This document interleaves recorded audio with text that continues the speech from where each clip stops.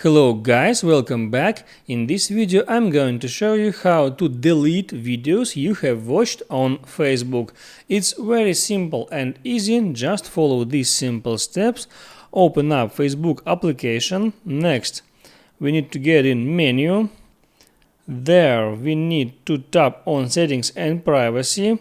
Next, tap on settings, and here we look for activity log. You need to scroll down quite long, and here you see at your information section there is activity log function. I tap on it, and here in this horizontal menu I can swipe left a little and I can find this video that was watched.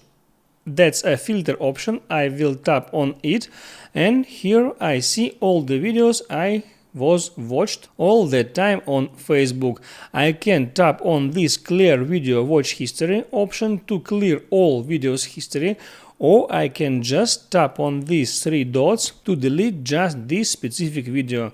I will select this option, clear video watch history, clear, and I've got the message that Facebook was started to clear all messages, and this action will take some time, but now you see that it's already done. So now you know how you can simply delete videos you have watched on Facebook. Make sure you like this video if it was helpful for you, and see you next time.